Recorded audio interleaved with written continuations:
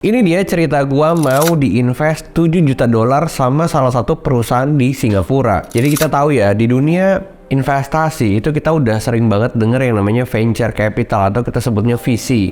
Nah, venture capital itu biasanya mereka ngambil uang dari orang-orang kaya di luar negeri, mereka kumpulin, udah gitu mereka invest lagi ke perusahaan-perusahaan yang lagi berkembang. Nah, salah satunya adalah Bisa Ekspor. Nah, yang gua lihat hari itu, Bisa Ekspor ini punya potensi besar banget. Karena kan yang gua bangun adalah perusahaan startup namanya Bisa Ekspor. Jadi teman-teman yang bingung Bisa Ekspor itu apa? Bisa Ekspor adalah sebuah aplikasi edukasi yang ngajarin kalian dari 0 sampai 1, 0 sampai bisa belajar dan berbisnis di dunia ekspor.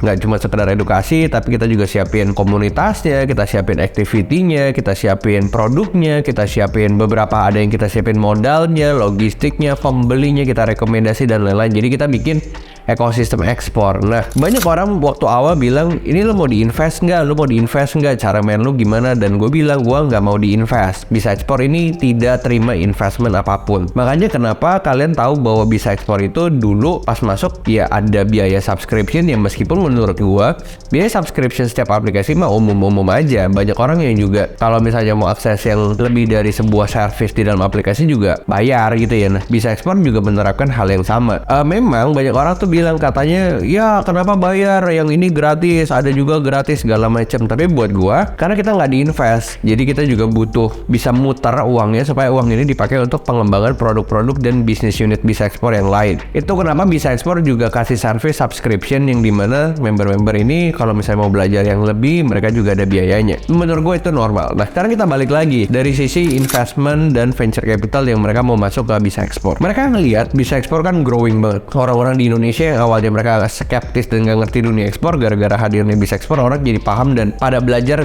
tentang ekspor dan mereka akhirnya berhasil melakukan ekspor.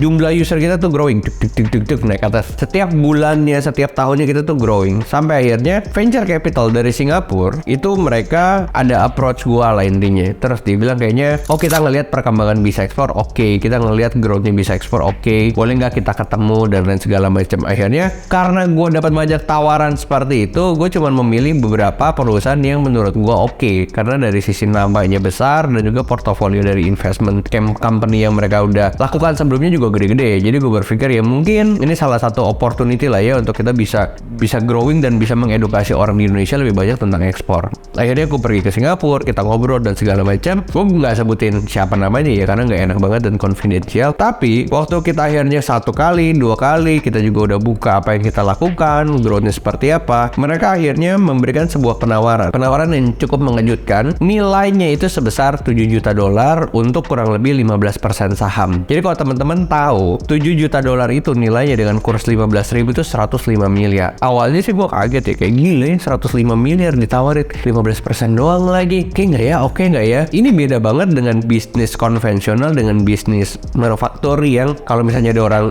investment, orang chip in, mereka punya saham, jual barang, untungnya dibagi sesuai dengan persentase sahamnya. Nggak kayak gitu. Di dunia startup tuh nggak gitu. Jadi kalian harus tahu, mereka itu biasanya main yang namanya valuation atau valuasi. Kalau misalnya 7 juta dolar, jangan 15% deh, susah ngitungnya. Kalau 7 juta dolar untuk 10%, berarti mereka menilai perusahaan gue itu 70 juta dolar. Kalau 100%-nya 70 juta dolar, mereka mau invest 10% 7 juta dolar. Biasanya, mereka ketika investasi ke dalam sebuah startup, mereka minta growth yang super. Mereka mintanya super growth. Perusahaannya terbang, naik tinggi, usernya banyak, nggak heran. Biasanya cara untuk perusahaan-perusahaan startup ngehack, gue berani ngehack gitu ya, ngehack growth. Supaya growth yang harusnya 3 tahun, 5 tahun jadi cuma 1 tahun. Gimana caranya? Mereka adalah burning. Mereka bakar duit. Jebret.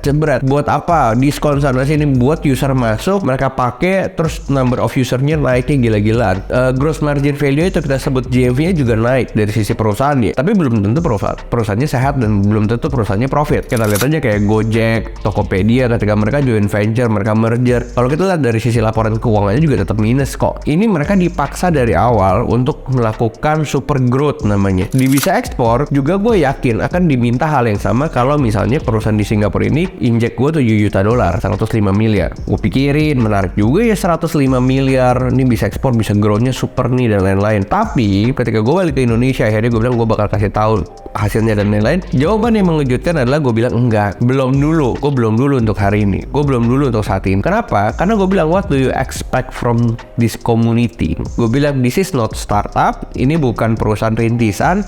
Ini adalah komunitas. Lu expect apa? Monetize dari sisi mana? Karena gini ya, gue buka dapur lah ke kalian. Kalau misalnya banyak orang itu kan bisnis dari jualan kelas. Kalau di Bisa Ekspor, kalian berpikir, oh Julio ini jualan kelas nih dan lain-lain. Uang yang kalian bayar itu, subscription yang kalian bayar ke Bisa Ekspor, itu uangnya dipakai untuk ngembangin bisnis unit yang lain. Kita punya aplikasi namanya produk ekspor, modal ekspor, logistik, desa. Kita punya Bisa Trade, platform untuk cross border, untuk kita bawa barang-barang dari Indonesia ke dalam platform dan kita jual ke luar negeri. Kita ada namanya web ekspor. Itu heavy, perusahaan Bisa Ekspor tuh heavy banget. Dan kita ini tanpa investor. Jadi gue kasih tau ke kalian kenapa kita ada namanya membership fee dan lain-lain. Toh juga menurut gue membership fee itu ketika kalian bayar, kalian juga dapatin service-nya kok. Kecuali kalian bayar, kalian nggak dapat apa-apa gitu ya. Kalian juga tetap belajar kok. Kalian juga dapat mentor kok dan lain-lain. Meskipun gue akui banyak dari kalian itu merasa kayaknya gue belum merasa ini nih service-nya bener-bener menjawab kebutuhan gue nih, mentornya juga nih banyak yang full dan lain-lain. Betul, makanya dari situ gue saat ini juga lagi ngembangin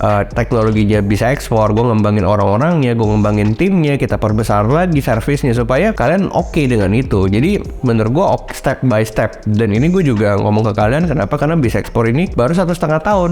Iya, baru 2 tahun lah. Ini baru 2 tahun, perusahaan 2 tahun. Masih ada perjalanan-perjalanan yang akan lebih seru lagi ke depannya, tapi gue memutuskan untuk tidak mengambil investasi itu. Kenapa? Karena dulu gue pernah punya startup dan bangkrut. Jadi gue juga pernah bisnis startup dan gagal gitu ya. Ketika kita masukin investasi dari venture capital atau dari perusahaan investasi dan lain-lain, gue nggak bilang gue benar dan yang lain salah, enggak. Tapi menurut pengalaman pribadi gue jadi nggak idealis. Guanya jadi nggak tulus ngerjainnya. Gue nggak bilang pemain-pemain atau teman-teman gue yang punya startup nggak tulus dalam berbisnis, bukan. Cuman kan setiap orang punya goalsnya beda-beda. Nah, goals gue di saat ini adalah gue pengen teman-teman itu merasakan manfaat dari Bisa Ekspor. Gue nggak mau menduiti semua dan lain-lain. Maksudnya dari semua service, enggak, kita nggak kayak gitu. Ini bener-bener murni lu belajar, ada biayanya, that's it. Kalau misalnya lu mau transaksi dan lain-lain, kita udah nggak ngambil lagi. Nah, itu yang menurut gue ngelakuin. Kenapa? Karena memang kita mau ngebantu. Kalau kita dapat dari investasi luar gitu ya, kita akan mikir gimana ya cara perusahaan ini growth ya, gimana caranya semuanya diduitin supaya GMV atau omset kita naik dan kita laporan ke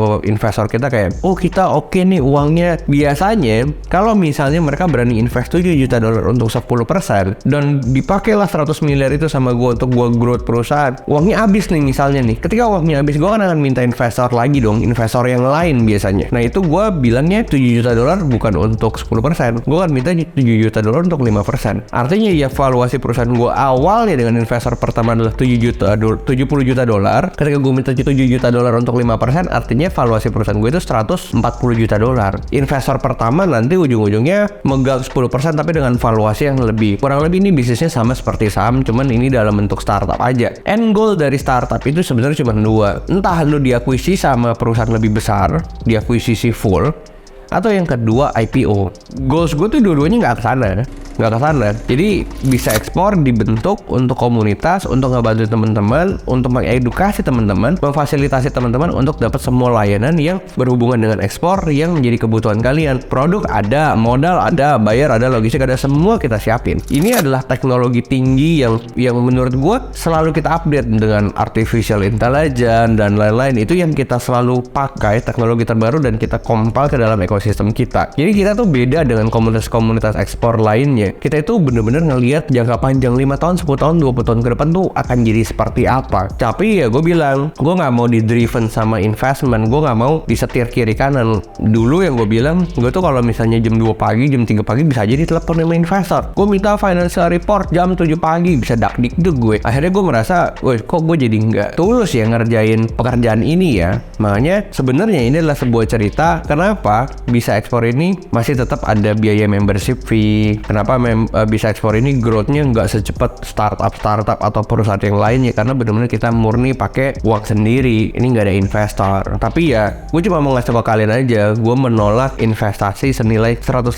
miliar atau sekitar 7 juta dolar ke dalam bisa ekspor demi menjaga idealisme gue untuk gue bener-bener bisa ngerjainnya tuh tulus, tenang. Apa sih yang jadi kebutuhan mereka? Oh ya kita jawab. Apa sih yang permintaan teman-teman semua yang belajar di bisa ekspor? Oke, kita jawab. Tapi ya mohon dimaklumi, kita udah kerja semaksimal kita udah kerja semampu kita, tapi ya growth-nya nggak bisa kalian bandingin dengan Gojek, Tokopedia, Grab dan lain-lain karena mereka full investor. Gua nggak tahu apakah nanti bisa ekspor ke depannya akan dapat investor atau tidak, tapi untuk saat ini sampai 5 tahun mungkin ke depan, gue merasa sepertinya kita masih bisa berjuang sendiri dulu. Makanya ya gue berharap kalau gue menolak investor dari luar negeri, gue nggak mau dimiliki asing, gue mau growth di Indonesia murni punya orang lokal. Ya tapi balik lagi gue butuh support teman-teman semua. Jangan sampai gue udah tolak investor terus teman-teman kayak bacot ya. Sebenarnya itu salah satu resiko menjadi public figure kali ya, apalagi khususnya di sebuah industri yang nilainya besar, terus udah gitu nggak ada public figure yang berdiri di situ, dan akhirnya gue ngambil posisi itu ya. Ini kan baru ya buat kalian, dan mungkin kalian merasa kayaknya nggak gitu, ekspor kayaknya nggak gitu, karena gue sedang mencoba ngubah mindset dan stigma orang terhadap dunia ekspor yang dulu katanya susah. Sebenarnya tuh nggak susah amat kok. Kita juga punya mentoring one on one, dan akhirnya kita ngelihat ternyata orang-orang yang belajar di kita tuh punya, bilangnya apa ya, punya level pendidikan bisnisnya berbeda dari yang dulunya mereka nggak ngerti apa-apa sampai sekarang mereka akhirnya ngerti. Minimal ketika mereka belum closing pun mereka udah kirim sampel. Buat gue itu udah top banget. Orang-orang yang mungkin jabat profesi sebagai ojek gitu, kita punya member ojek sekarang dia udah ngirim sampel ke Libanon, udah ngirim sampel ke Eropa, sampel kopi, dan pengetahuannya jadi sangat-sangat luas. Harapannya sih semua orang jadi balik lagi ke kampungnya, ke kampung halamannya, dan mengolah produk-produk lokalnya untuk bisa diekspor dan bisa buka lapangan kerja yang banyak buat masyarakat. Itu sih tujuan gue sebenarnya membangun bisa ekspor. Mungkin kurang lebih seperti itu kali ya di video ini. Gue cuman curhat, cuman cerita tentang apa yang terjadi beberapa waktu kemarin, dan menurut gue kayaknya ini harus di-share supaya kalian tahu bahwa gue sayang sama teman-teman semua. Gue pengen teman-teman juga bisa melihat peluang yang sama. Gue juga pengen ngelihat Indonesia bisa berkembang dari sisi produk pertanian, perkebunannya nggak cuma dimiliki sama asing, tapi bisa dimiliki sama anak-anak muda Indonesia. Mungkin kurang lebih seperti itu. See you on the next video. Bye-bye.